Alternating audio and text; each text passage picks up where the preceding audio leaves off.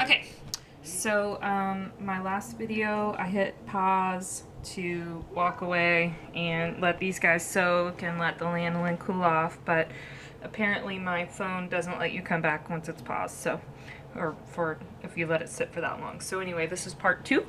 So these guys have been hanging out for about, it's been 20-30-ish minutes.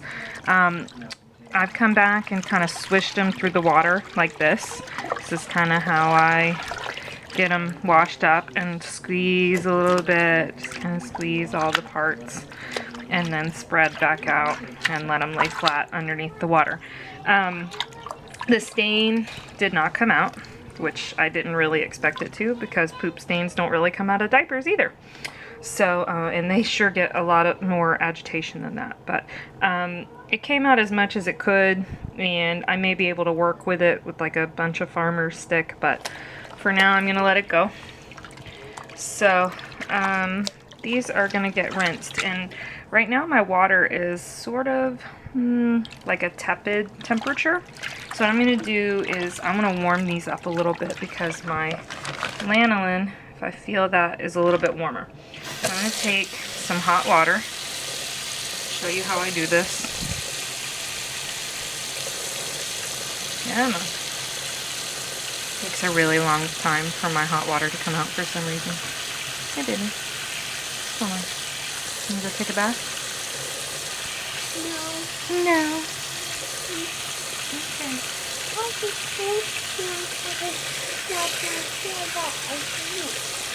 You don't want to wash your hair?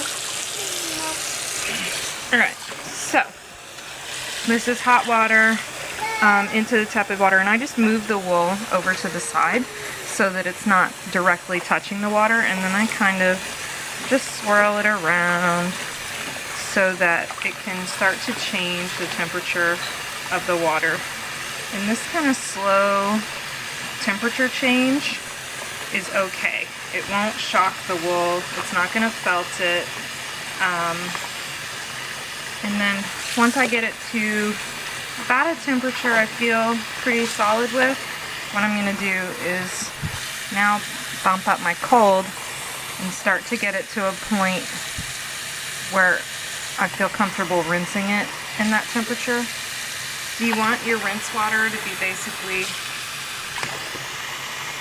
the same temp as what your wool is sitting in.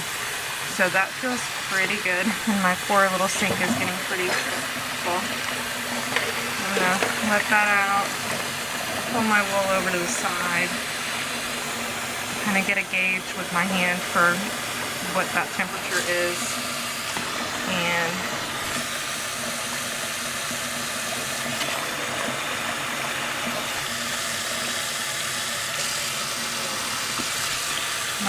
unfortunately my water is very temperamental. Alright,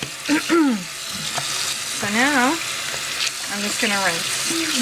And sometimes what I do is I'll plug it back up again and let them rinse, just to fill it up, kind of shake them out a little bit. You don't want friction between the different parts, but it's okay if you like slide it like this. So you just don't want rubbing of the layers together. That's going to felt it if they're wet. Which is also why the wet zone gets felted, because if a child has a really wet diaper and then they're moving around, it's friction. So that causes it.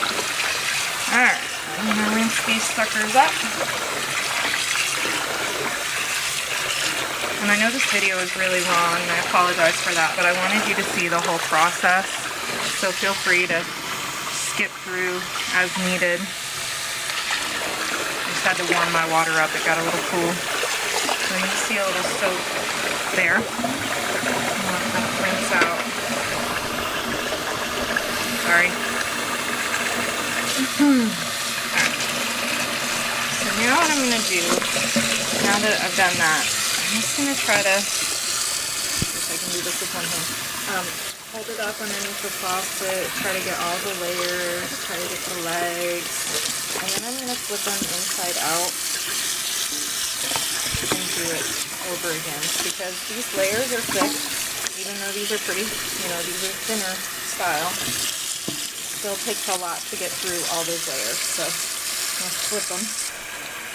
Alright, so now they're flipped, and I just decided to fill it up again because honestly that's the easiest way for me to do it with one hand.